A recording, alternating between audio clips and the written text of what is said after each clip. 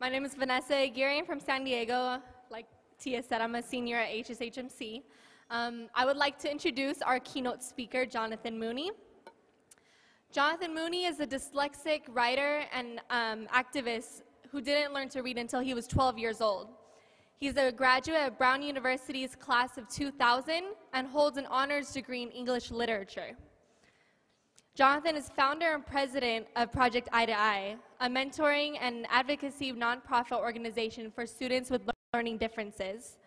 Project Eye to Eye currently has 20 chapters in 13 states, working with over 3,000 students, teachers, and educators nationwide.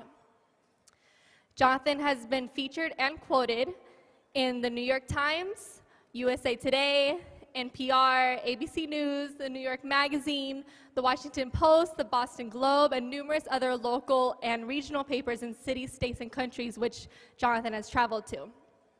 So without further ado, please give a big welcome to Jonathan Mooney.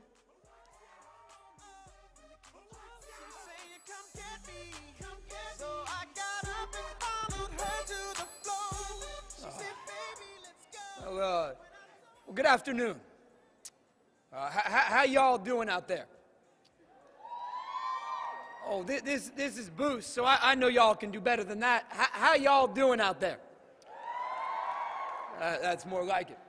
Well, my name is Jonathan Mooney, and I'm deeply honored and privileged to be spending some time with y'all today. Before I begin, just a few pieces of housekeeping, if you can bear with me. You know, I read recently that the average human attention span is about 15 minutes, right? About 15 minutes.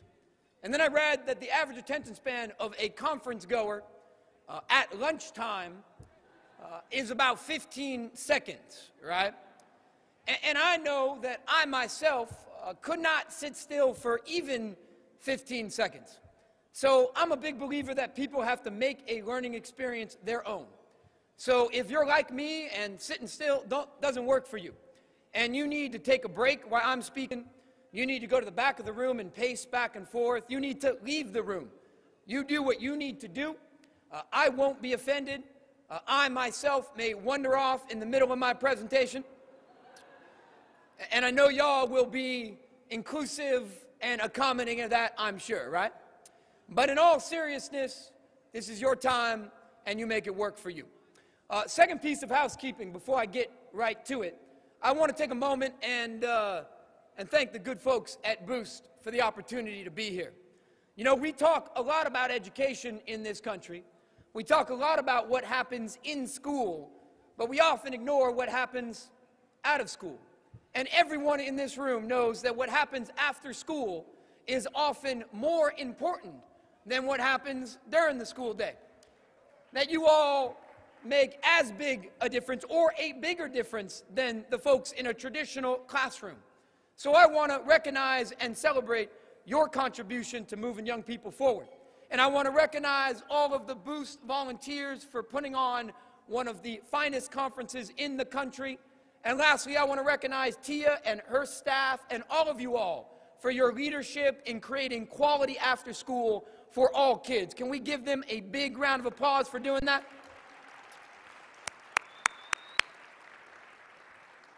Okay, with all that said and done, my time with y'all is pretty simple.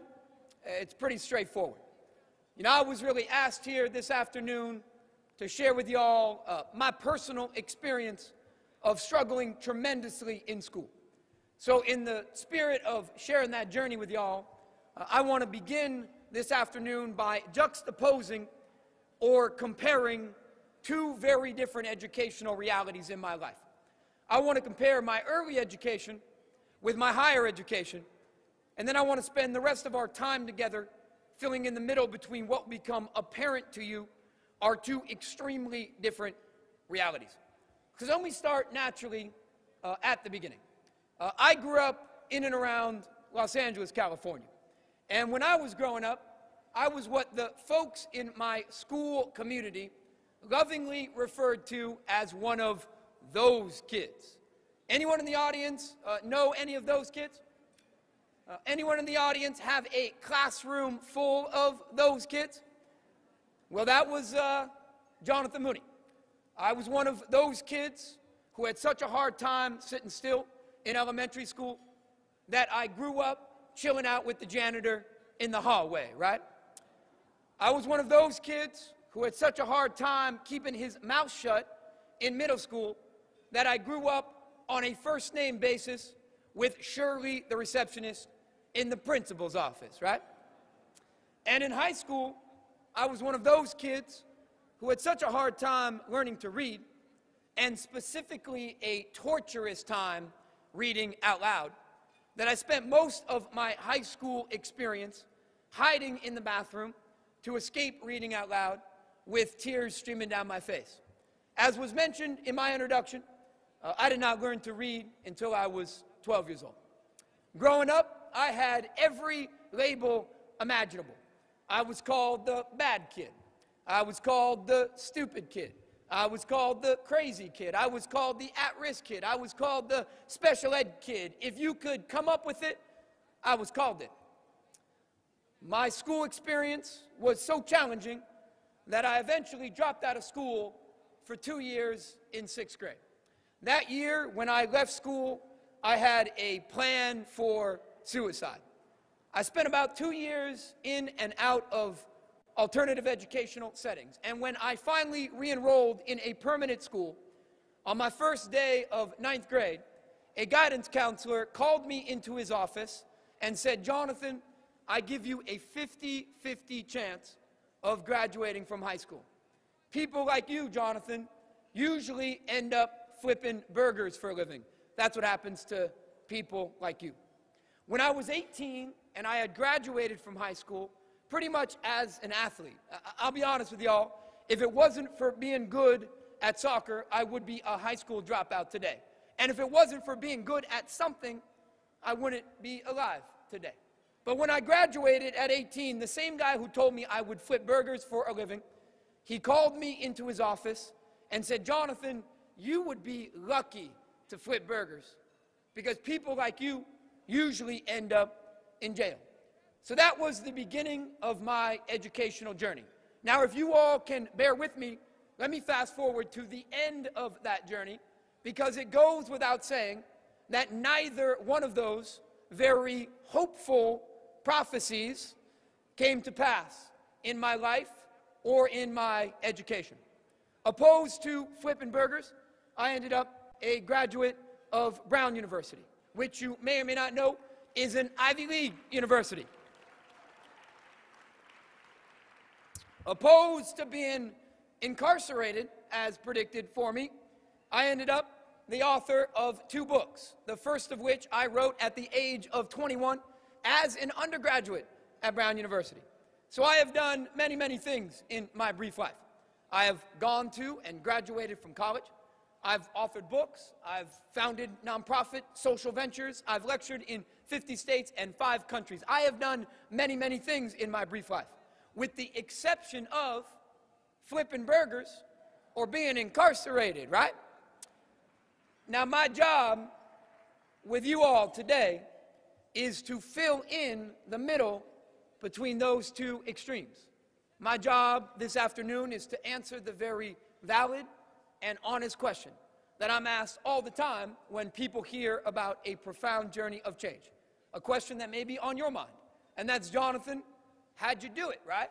How could you go from a 6th grade dropout who could not read at 12 years old to an Ivy League English major published author? How did you do that, Jonathan? What drugs did you take? And where can I buy some, right?" I know that's the question on your mind, and I want to talk about what facilitated that journey of change. But more importantly than talking about what facilitated that journey of change, I want to isolate the elements in my life and my education that empowered me to think differently about myself and share that with you so you can empower others to think differently about themselves. But I want to be very clear about something. A lot of folks come to my journey of change and they assume that it was something that happened in the school day that helped me go on a different road. They assume that somehow I fixed my academic problems. And that's not the case. You know, I went to Brown University, studied English literature, and I read in the 12th percentile. Didn't fix the reading. Authored 2 books, and I spell at a 3rd grade level. Didn't fix the spelling. Founded a non-profit organization with 40 chapters in 29 states, and I have the attention span of a gnat, okay? Didn't fix that. The reality is I went on a journey of change despite my school experience and because of my after-school experience. I went on that journey of change because of the Parks and Recs program at Sand Dune Park in Manhattan Beach. I went on that journey of change because of the soccer program at the YMCA in Westchester on Sepulveda Boulevard. I went on a journey of change because of people like you and the programs that you run. And I want to talk about what those programs did differently than the school day, because y'all got a different view of what it means to learn. You have a view that's as important, if not more important, than what we're doing in the traditional educational classroom. And we need to celebrate that. We need to strengthen that. We need to scale that, because all kids need that, not just after school, but during the school day as well. So I'm going to share with you 3 things that made a difference for me. 3 things that those transformative out-of-school time experiences all had in common. So let me start first and foremost with the most important thing from my perspective. I had out-of-school time that reimagined what it meant to be a learner and stood in contrast and in opposition to a narrow definition of learning that was happening in my classroom, who refused to capitulate to that narrow definition of what it meant to be smart or good as a student. And that had a profound impact on me, because in the school day, I encountered a very passive learning environment that taught me I was the bad kid. I remember very clearly my first day in school, first day of kindergarten. I went to a half-day kindergarten program, right? 4 hours. My mother dropped me off at 8:30. My mother picked me up at 12:30. And I got in that car, and I turned to my mom, and I said, "Mom, why am I the bad kid? I've been in school for 4 hours, and I already thought I was the bad kid. What in God's name could have taught a 5-year-old that they were morally defective in 4 hours?" Well, on that first day of kindergarten, I met something that terrified me more than anything I had ever met in my life. And it's called the school desk, right? How could a school desk terrify a 5-year-old? Well, guess what? What I was told on that first day of kindergarten, and what I was told every day since, was that good kids do what at the school desk? Have compassion for other kids? Nuh-uh. Are kind to other kids? Nope. Good kids sit still. Hang out with that for a moment. Reflect on that for a moment. Do you all realize how sick that is? Do y'all realize that we are confusing or conflating good moral behavior with compliance in the school day? And that has devastating consequences. Let me immerse you into those consequences by telling you about my relationship with that school desk. And I'll be honest with y'all, it is a fraught relationship, right? And this is how it went down from kindergarten to 12th grade to Brown University to today, if I'm in a traditional classroom. I see that school desk, and before I even sit in it, my hands get all red, right?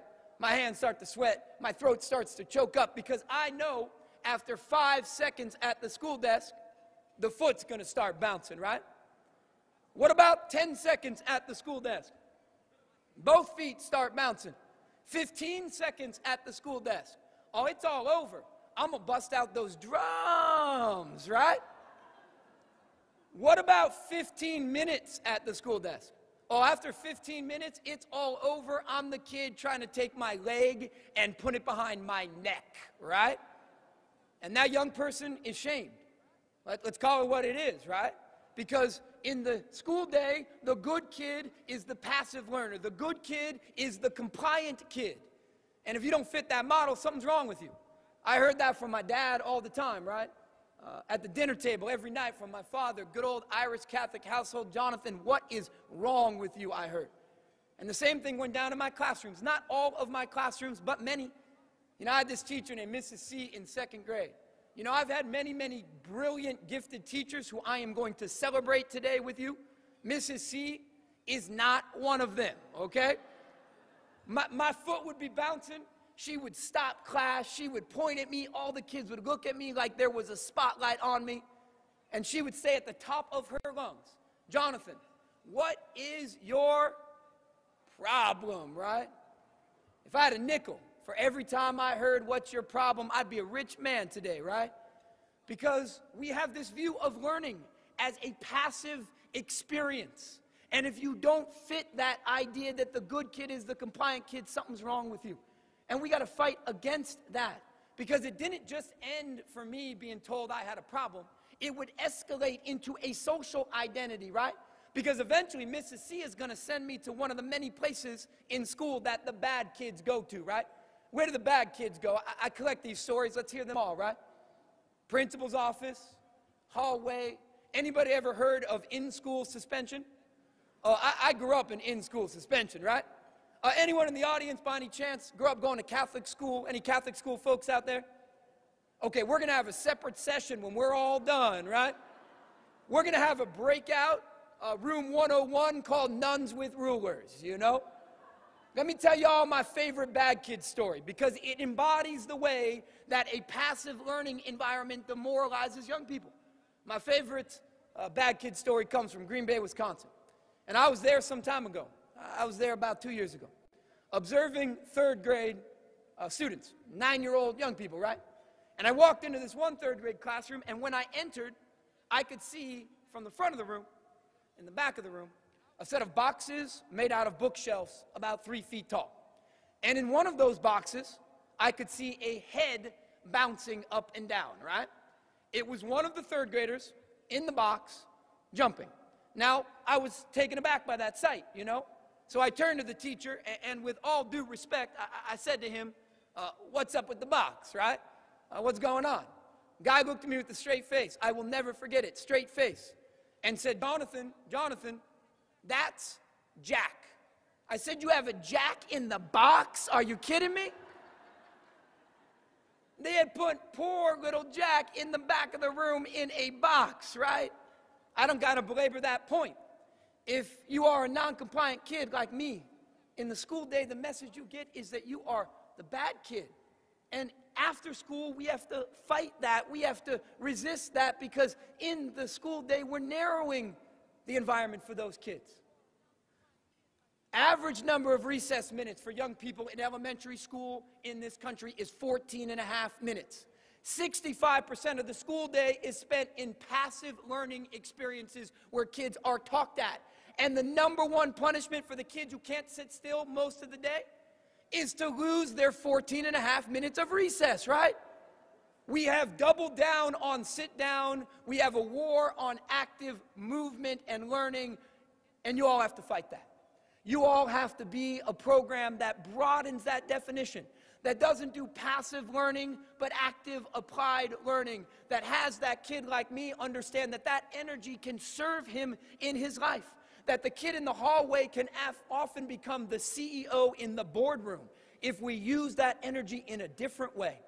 And the programs in my life, those out-of-school time experiences, they broaden that definition of what it meant to be a learner. But they didn't just do it when it came to movement. They also did it in a more important place. And they did it as it pertained to what constituted intelligence in my life. Because I grew up thinking I was the dumb kid. In school, I grew up feeling like I was the dumb kid. And the origin of that belief about myself came from a very narrow definition of what constitutes intelligence that was going on not only in school, but in our broader culture as well. And I think that narrow definition of intelligence can be summed up this way. We assume that the smart kid is the academic kid, and we assume that the smart kid is the kid who reads well, right? And that's a definition that's not just in school, but that's in our broader culture. We got to be honest about that, right? You know, I'm the father of 3. I got 3 boys. And my oldest, Max, just started kindergarten. And you can imagine I spent a lot of time with moms and dads of children who are Max's age. And every time I'm hanging out with those moms and dads, whether it's at the park or whether it be at a cocktail party, all I hear from those moms and dads is how smart their kid is, right? Everybody's got a genius on their hands in Santa Monica, California, right? And how do they know that they have a genius on their hands? It's always about one thing. It's always about the reading, right? I hear things like this. I hear, oh, my kid is so smart that they know chapter books and they're in preschool. Oh, my kid's so smart, they know all their letters and they're 3 years old. Oh, my kid is so smart, they know phonics and they're in utero, right? It's always about I ain't never hearing, oh, my kid's so smart, they're good at building, they're good at talking, they're good at connecting, they're good at relationships. I never hear that. I hear one skill and one skill only, and it's reading. And that definition is leaving so many young people out. It's leaving all of those brains that we need out of our definition of who is valuable. And not only is it leaving them out, but if you don't got that brain, you find yourself in the stupid group or in the stupid track. Who remembers the stupid group from when they were growing up? Anybody? Let me ask the question differently, because the reality is everybody in this audience went to a school that had the smart group and the stupid group, right? Everybody did. Who remembers reading groups from when they were growing up? Anybody? Let me ask y'all a question. Was it ever hard to tell which one of those reading groups was the smart group or the stupid group? Was it hard to tell?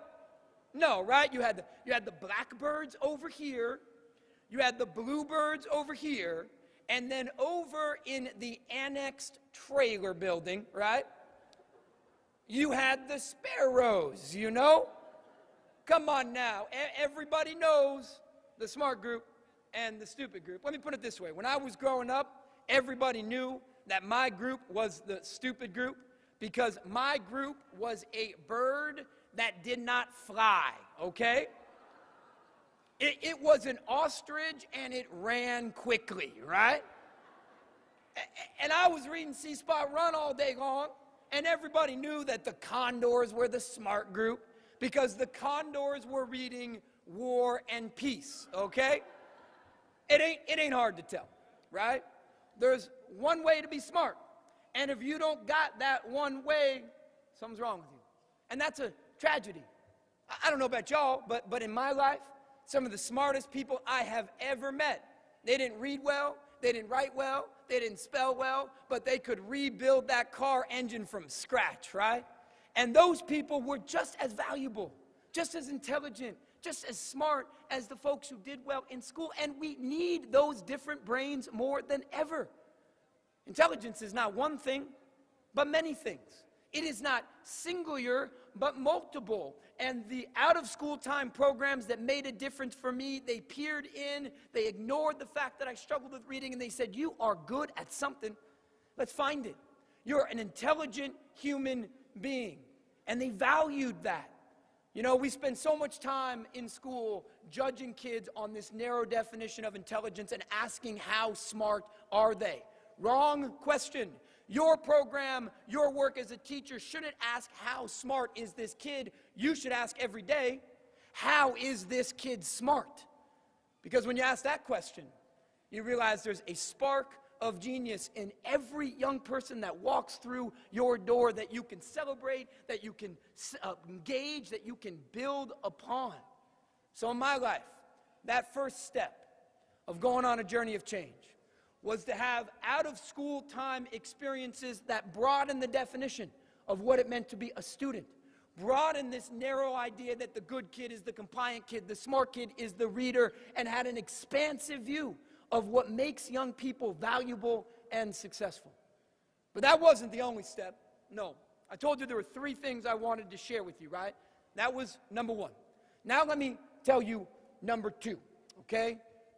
When it came to thinking about what would lead to success in my life, these educational experiences challenged the idea that for me to go on a journey of change, I needed to remediate my weakness. You know, my entire education was all about what I couldn't do. My entire day was about fixing me. But the problem is, when you fix somebody too much, the message they get as a human being is that they are broken, right? And nobody goes off to live a successful life feeling broken, feeling defective, feeling like they have no strengths or talents. In my life, it was a different road. And that different road was really embodied first and foremost by my mother. I want to tell you a little bit about my mom, okay? Because I wouldn't be here if it wasn't for Colleen Mooney. Give you a mental image of my mom so you can see her in your mind.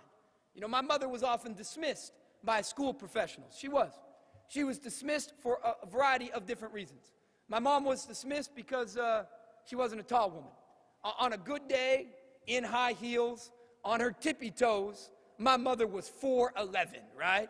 Little Irish bulldog, you know? My mother, dismissed because she wasn't wealthy. Raised my brothers and 2 sisters on welfare in San Francisco. And my mom was dismissed because she wasn't educated. Struggled in school herself, never went to college, had learning challenges that were never addressed. So people dismissed her. She wasn't tall, she wasn't wealthy, she wasn't educated, and she was dismissed because she had a funny voice. She had a very high-pitched, squeaky voice like Mickey Mouse, right? So people didn't take her seriously, but they dismissed her at their own peril, right? She wasn't tall, she wasn't wealthy, she wasn't educated, and she sounded like Mickey Mouse, but my mother, she cursed like a truck driver, right? So let me ask y'all a question. If you were a principal or a teacher, did you want cursing Mickey Mouse in your office? The answer to that question, if you're at all confused, is no, okay? But guess where my mom was? Every single day when things were going wrong for her son. My mother was in that office. How did we know she was in that office? Because every dog in the neighborhood was running away, right? Only bats could hear her high-pitched obscenities. Glass was shattering. My mother understood that what I needed in my life wasn't somebody to fix me, but to fight for me. And what my mother fought for more than anything else was for my education and my life to not be about what was wrong with me, but what was right with me. She fought for an opportunity to find out my strengths, my gifts, and my talents. And that was a big old fight for my mom. It really was. Because if you're an at-risk young person, all people talk about is what's wrong with you. If you grew up in special education like me, they document those things, right? They create the IEP, the Individualized Education Plan. Let's be honest. KGB's got nothing on the IEP, right? It ain't good news in that document, right? It's all about what I can't do. There's research that shows that young folks who struggle academically in school for whatever reason, for every one strength they can name, one strength, they name 25 weaknesses. Folks don't live successful lives grounded in those weaknesses. They live successful lives by scaling those strengths. And that's what my mother fought for. And it was a fight, you know, because school was all about that deficit, that problem. You know, my mom had to fight every week about the spelling test, right? Every week she had to fight about that spelling test. Nothing was more important in the world to my school than the spelling test, right?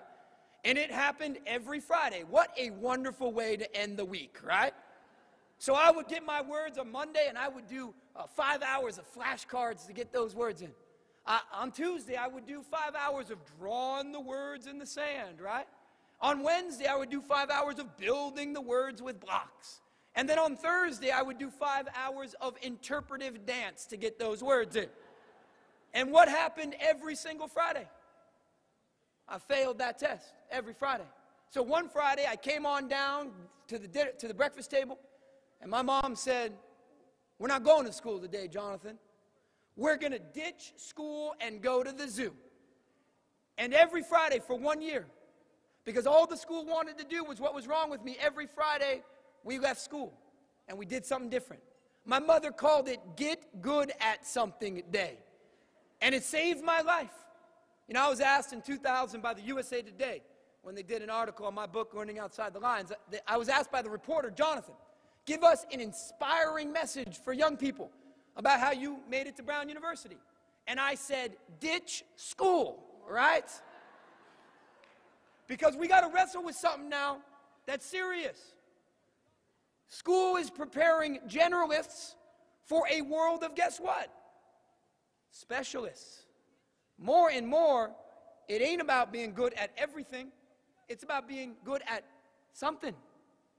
And we are removing those places where kids can get good at something in school. State of California has cut funding to career and technical education by over 50% since 2000. That shop class, that robotics class is one of the only places where kids get good at something. You're a program improvement school under No Child Left Behind. The first thing to get cut from you are those extracurricular activities. One of the only places where kids get good at something.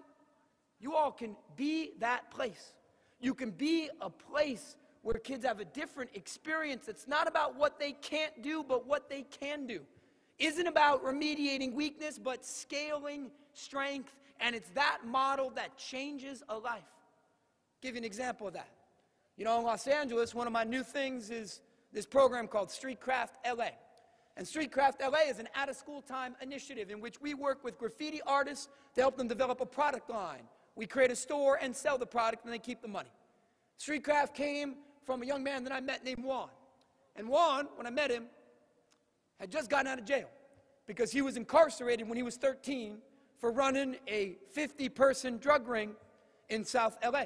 Serious narcotics dealer.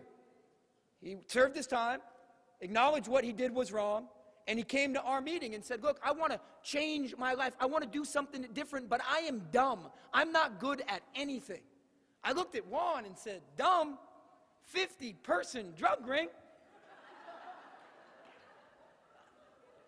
You're an entrepreneur, brother. Now, look, I was honest with Juan. I said, look, we got to get you a different product, right? We got to get you some stocks or some sneakers or some hoodies or something to sell, man. But hey, we can work with that, brother. We can make that work.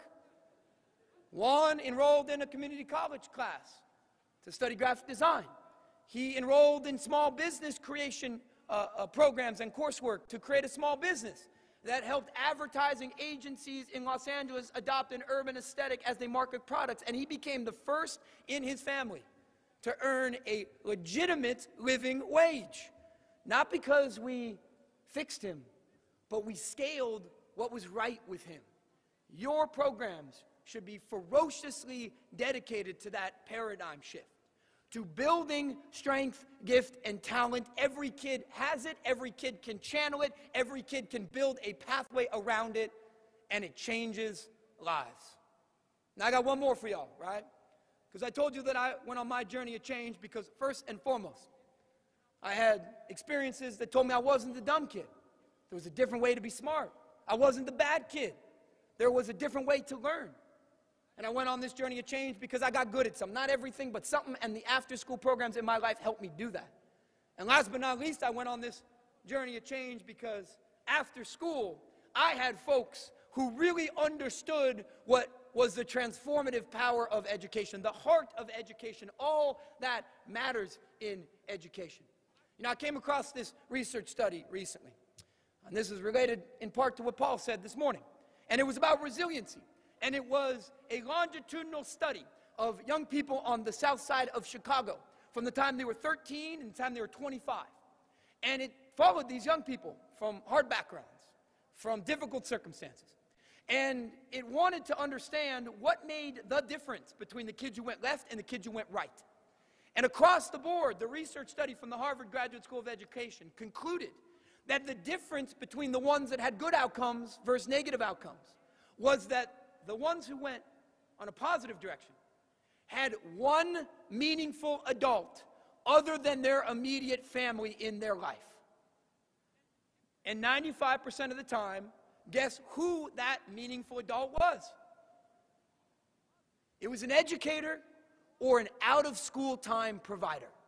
That's an amazing thing. Not 5 meaningful adults, not 4, not 3, not 2, 1. You change a life. There's not a profession in America that can wake up and say that they make a difference every day, and that's what you do. It's people that matter most in education. It's not curriculum, it's not the books, it's not the desk, it's not the district, it's the people there every day. So what do those people do? That's an important question. To make them the meaningful adult, and there's research there too. Across the board, the research on transformative teaching shows that transformative teachers, first and foremost, connect with children.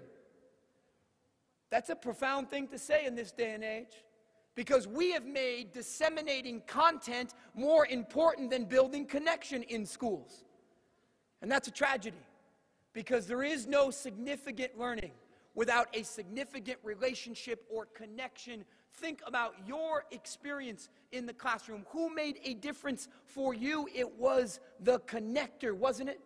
For me, it was this after-school provider named Mr. R. And every single day when I came into his classroom, when I came into his playground, when I came into his experience, he asked me how I was doing every day. He asked me how my mom was. He asked me how my dad was. He knew the name of my dog. He knew my favorite color. He built a relationship.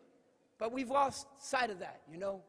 I was outside of Chicago some time ago, and I was in this previously rural community that had been gentrified. And I had dinner with this teacher who had been teaching for 35 years. And she said, Jonathan, this year is the first year I don't know the names of every kid in my class. Because when we meet about the kids in our class, we don't use their names. We use their standardized test scores and numbers. We're talking about tests and content and not kids. And that is wrong. And the people who change a life understand that the value proposition of education in the 21st century is not disseminating content. Content is flat. Content is everywhere. Content is not the hard thing anymore. Who thinks they know more history facts than the iPhone in my pocket right now, right? Not one of you, right? That ain't the hard thing anymore. What is hard is connecting kids to the content, connecting them, applying that information. That's the hard work, and that's the work that you all do every single day. It's that connection that matters most, and you all put that first. And one of the ways that we can put that first is to adopt connection as a foundation of our profession, as a professional code of conduct, right? Y'all know doctors have a code of conduct, and it's first, do no harm. I want to propose a code of conduct for the teaching, helping profession. And I think that code of conduct should be, don't be mean to kids, right? In every classroom, in front of every teacher, I've sent you my child. Care for that person. Build a relationship with them. If you're not connecting, you're just talking.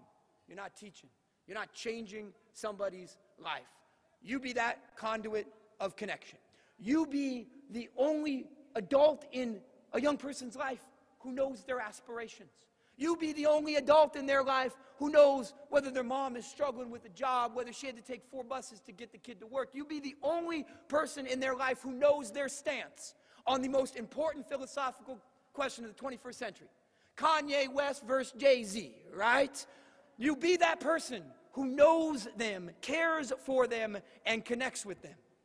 Because that is the value proposition of education in the 21st century. That is the foundation of an experience that changes a life.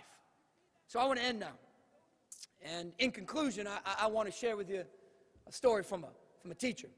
One of those teachers that's in my Hall of Fame, right? You know, y'all got them. Most of them for me came from out of school time. This is one that came from higher education. And I want to share this story because I think he embodies how powerful education can be as a tool to change your life. And this educator is named Father Young. And I met Father Young when I was a freshman at the college I went to before Brown University. I made it through high school just because I was an athlete, really. You know, I wouldn't have survived. Then I went to LMU on soccer scholarship to play ball. I was the dumb jock in my mind. It's all that I wanted to do. So when I got to LMU, the soccer coach told us that we had to declare a major. So I went around to all the different departments, and I could care less. I didn't listen to a word that was being said until I got to the English department. to the English department. And the chair of the department, named Father Young, was on the stage talking about literature and Shakespeare like his head was on fire, right? Nothing was more important to this guy than ideas, literature, thinking, right? So I went up to him afterwards, and I said, Father Young, you inspired me, man. You really did. I think I'm going to study English literature here at LMU, but I don't think I can do it. I don't read well. I don't write well. I'm dyslexic. I don't think I can do it. Father Young looked right at me, and he said, son, you're using that as an excuse. If you want to do this, you can do it. He said a profound thing to me that I never forgot. He said, Jonathan, you can use technology to help you read and write, but nobody can help you think, and I believe you know how to think. You can do it. So I was on cloud 9, right? I was inspired, and I left that guy's office, and then I went over to the dean of enrollment at LMU. And I sat down across from that guy, excited, exuberant, and I said, I'm going to study me some English literature, right? I'm going to do this, you know? And that guy looked at me, and he pulled out my file, right? Y'all know the file. We measure everything when it comes to education but what really matters. And everything was in there but my real mind. And he pulled out that file, and he said, you can't read, you can't write, you can't spell English literature, no way. I will not approve that major. You should consider something less intellectual. So I left that guy's office, and I was 19. What we say to people matters. Never forget that. And I went back to Father Young, and I said, Father Young, don't worry about the paper I asked you to sign, because I'm not going to study literature here at LMU. And he asked me why, and I told him, I said, that guy thinks it's too hard for me. I can't do it. And Father Young looked right at me, and he said, in a way that only an old school Jesuit can, he said, well, son, I guess you're just going to have to prove that bastard wrong. And the next day, I enrolled in 4 English literature classes, and needless to say, that guy who told me I should consider something less intellectual, well, let's just say that he has an autographed copy of both of my books on his desk right now.